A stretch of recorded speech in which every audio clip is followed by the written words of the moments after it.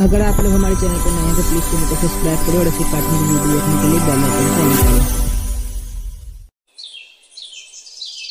मीरपुर गांव में गरीब सुधा अपने भाई भाभी के साथ रहती थी। सुधा का पति एक शराब के ठेके पर काम करता था, जहां उसे शराब की लत लग गई और उसने शराब पीना शुरू कर दिया। धीरे धीरे उसकी ये लत बढ़ती गई और अब शराब पीते पीते एक रोज वो शराब ही उसे पी गई और उसकी मौत हो गई। पति की मौत के बाद सुधा अपनी 6 साल की बेटी के साथ अपने मायके गाँव वापस आ गई।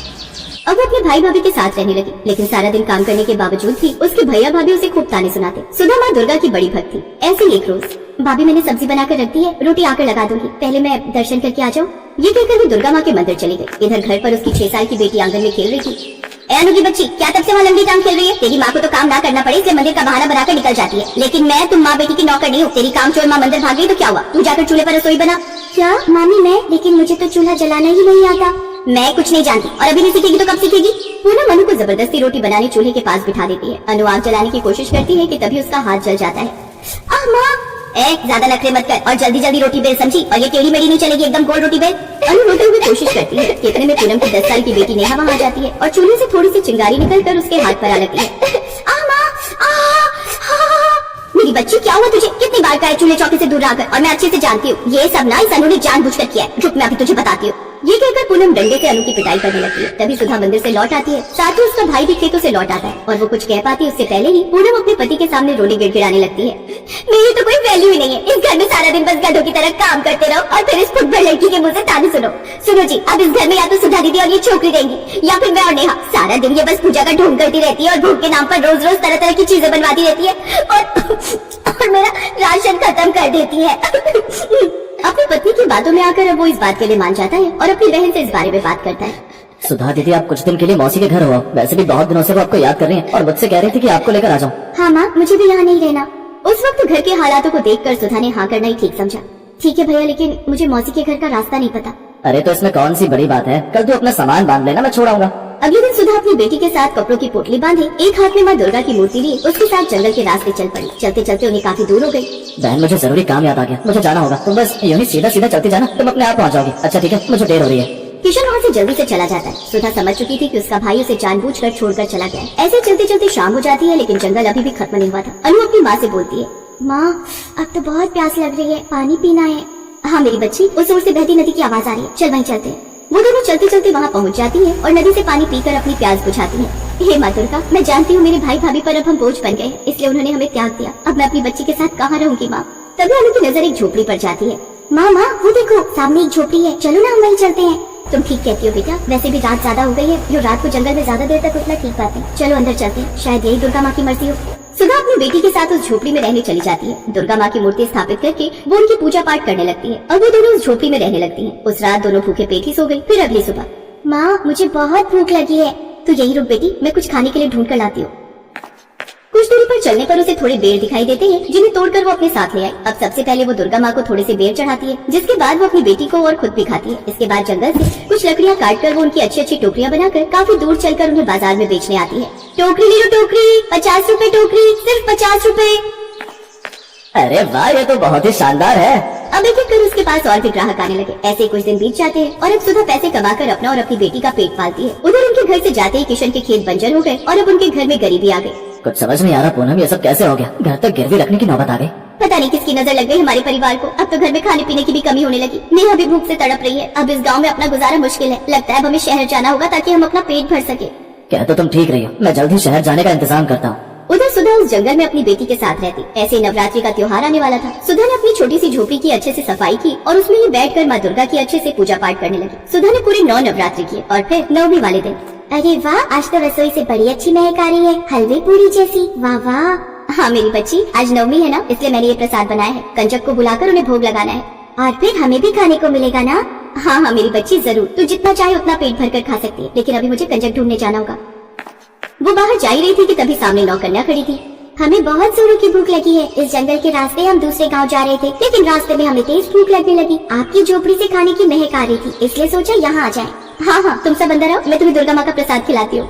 अब वो उन सबका कन्या पूजन कर माँ दुर्गा को भोग लगाती है। सुधा की भक्ति से प्रसन्न होकर माँ दुर्गा अपने असली रूप में आ जाती है। आपके दर्शन पाकर तो मेरा जीवन सफल हो गया माँ। अब से तुम्हें कभी किसी चीज की कोई कमी नहीं होगी सुधा। ये कहकर माँ दुर्गा अंतर ध्यान हो जाती है और सुधा की छोटी सी झोपड़ी बड़ी से आलीशान घर में बदल गई। अब वो सब खुशी खुशी रहने लगे।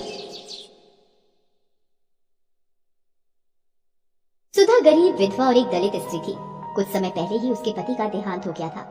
तब से उसने अकेले ही अपनी बेटी तारा का पालन पोषण किया था। वो गांव भर में झाड़ू लगाने का काम करती थी तथा इसके साथ ही गांव के दुर्गा मंदिर के बाहर भी झाड़ू लगाने का कार्य करती थी। कुछ ही दिनों में नवरात्र शुरू होने वाले थे। माँ, इस बार मैं भी नवरात्र में पूजा करूंगी और व्रत रखूंगी। नवरात्र के व्रत बहुत कठिन होते हैं, क्या तू ठीक से कर पाएगी इन्हें? हाँ माँ, मैंने सोच लिया है। ठीक है, तो मैं भी तेरे साथ इस बार व्रत रखूंगी। इस तरह दोनों माँ बेटी ने व्रत करने की तैयारी शुरू कर दी। सुधा ने इधर उधर से कुछ पैसों का इंतजाम करके पूजा का सामान खरीदा। आज नवरात्र का पहला दिन था। तुझे भूख तो नहीं लगी?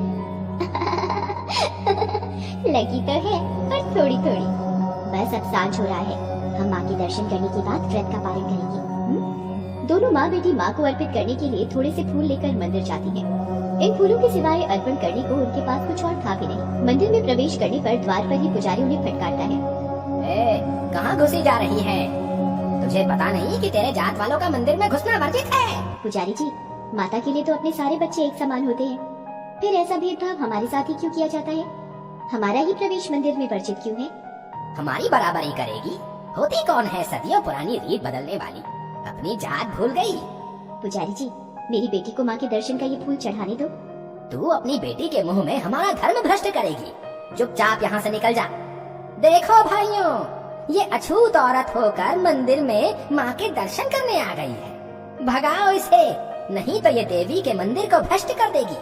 वहाँ खड़े लोग उन्हें भगा देते हैं। उन सब की नजर बचाकर तारा चुपचाप मंदिर के द्वार पर अपने फूल चढ़ा देती है। दर्शन न होने के कारण दोनों माँ बेटी भारी मन से घर लौट आती हैं। अगले दिन जब पुजारी मंदिर खोलता है तो देखता है कि कल के चढ़ाए सारे फूल मुरझा गए हैं, मगर द्वार के पास पड़े फूल अभी भी ताजे हैं। आश्चर्य है, मंदिर तो मैंने अभी अभी खोला है। ये कल के चढ़ाए हुए फूल किस भक्त के हैं, जिनमें अभी भी ताजगी बाकी है? ये बात सारे गांव में फैल जाती है। सब अपने आप को माता का भक्त साबित कर रहे थे। वे बता रहे थे कि फूल उनके द्वारा चढ़ाए गए हैं। इन सबसे बेखबर सुधा और तारा अपनी भक्ति में मगन थी। दोनों सच्चे मन से माता की पूजा करती थी। इसी तरह दिन बीतते गए और महाअष्टमी भी आ गई। सुधा और तारा ने माता को भोग लगाने के लिए थोड़ी सी पूरियां, चने और हलवा बनाया था। इन सब सामग्रियों को उसने बहुत ही मेहनत से इकट्ठा किया था। तारा, आ जाओ, व्रत के पारण का समय हो गया है। दोनों माँ बेटी अभी खाने बैठी ही थी कि बाहर से किसी बूढ़ी औरत की आवाज आती है। अरे, कोई इस बुढ़िया को भी कुछ खाने को दे दो, 2 दिनों से कुछ नहीं खाया है मैंने। तारा और उसकी माँ बाहर देखते हैं। एक बेहद कमजोर और बूढ़ी औरत लाठी का सहारा लेकर वहाँ खड़ी थी। उसे देखकर उनके मन में दया उमड़ आती है। वो अपना सारा खाना उस बुढ़िया को खिला देती है। बुढ़िया खाना खाकर तृप्त हो जाती है तथा उनको एक छोटी सी पोटली देते हुए कहती है, जा, इसे अपने पूजा के स्थान पर रख दे और इसे विजयादशमी के दिन ही खोलना। जाके माता के दर्शन कर ले, तुम्हारे सारे दुख दूर हो जाएंगे। माँ बेटी दोनों फिर थोड़े से फूल लेकर डरते डरते मंदिर पहुँचते हैं। अरे अछूत कहीं की, तुम दोनों फिर यहाँ आ गई? ये अछूत होते ही ऐसे हैं, जो एक बार में बात ही नहीं समझते। पुजारी जी, माता ने कभी आकर मना नहीं किया हम लोगों को। आपके जैसे धर्म के ठेकेदार ही हमें मंदिर जाने से रोकते हैं। मुझे इतना पता है कि माता के दरबार में सब बराबर होते हैं। उनकी नजरों में कोई छोटा बड़ा नहीं होता। अब तू मुझे पंडिताई का पाठ पढ़ाएगी? वो मंदिर में आए और लोगों की ओर देखकर कहता है, अरे भाइयों, देखो, ये अछूत फिर से मंदिर में घुसने आ गई है। इससे पहले ये देवी के मंदिर को दूषित करे, उससे पहले इस कचरे को निकाल बाहर करो। सारे लोग उन्हें वहाँ से खदेड़ने लगते हैं जैसे वो कोई जानवर हो। इस भागदौड़ में तारा के फूल मंदिर के प्रांगण में गिर जाते हैं। अगले दिन जब लोग मंदिर में जाते हैं तो वो देखते हैं कि तारा के गिरे हुए फूल अभी तक ताजे हैं। लगता है ये माँ बेटी जरूर कोई डायन या जादूगरनियाँ हैं। उन्होंने ही मंदिर पर जादू किया हुआ है। भाइयों, उन्हें पकड़कर यहाँ लाना होगा। उनका फैसला यहाँ देवी के सामने होगा। लोग दोनों माँ बेटी को पकड़कर मंदिर लाते हैं। सच सच बताओ कि तुम लोगों ने यहाँ क्या जादू कर रखा है? हम यहाँ इतनी भक्ति से माँ की पूजा करते हैं, हमारे फूल तो मुरझा जाते हैं, और तुम अछूत जात की औरतें जो मंदिर में प्रवेश करने के लायक नहीं है, उसके फूल कैसे ताजे रहते हैं? हमने कुछ नहीं किया है पुजारी जी, हम कोई जादूगरनी नहीं है। लगता है ये ऐसे मुंह नहीं खोलेगी। बेचारी सुधा वहीं गिर जाती है। तारा दौड़कर अपनी माँ से निपट जाती है। तभी वहाँ अचानक तेज आंधी चलने लगती है। सारी सजावट भरे पंडाल उजड़ जाते हैं और दीप बुझ जाते हैं। उसके बाद लोगों की आंखें आश्चर्य से फट जाती हैं। उनके सामने साक्षात माँ दुर्गा प्रकट होती है। किसने कष्ट पहुँचाने की हिम्मत की मेरे भक्त को? बताओ कौन है वो पापी? पुजारी और गांव वालों की घिघी बन जाती है। पुजारी दौड़कर सुधा के पास जाता है और उससे कहता है, हमसे बहुत बड़ा अपराध हो गया है सुधा, हमें माफ कर दो। उधर माँ का क्रोध जारी था। तुम लोग क्या सोचते हो कि भक्ति सिर्फ इस सजावट और पंडाल से ही होती है? अरे भक्ति सीखनी है तो मेरी इस भक्त से सीखो। इसकी भक्ति का ही प्रताप था कि प्रेम से खिलाई गई 2 पूरियों से ही मैं तृप्त हो गई। सुधा और तारा की आश्चर्य का ठिकाना न रहा। दोनों के मन में एक ही बात चल रही थी, क्या उस बुढ़िया के भेष में स्वयं माँ दुर्गा थी?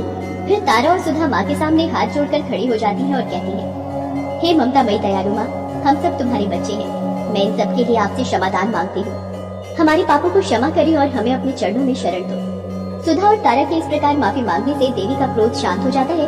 इसके साथ ही आंधी थम जाती है और बुझे हुए दीपक भी अपने आप फिर से जल जाते हैं। देखा, इसे कहते हैं सच्ची भक्ति। तुम लोगों ने भक्ति को भी जात बिरादरी में बांट रखा है। अरे मूर्खों, भक्ति को कभी भी जात बिरादरी में नहीं तोला जा सकता है।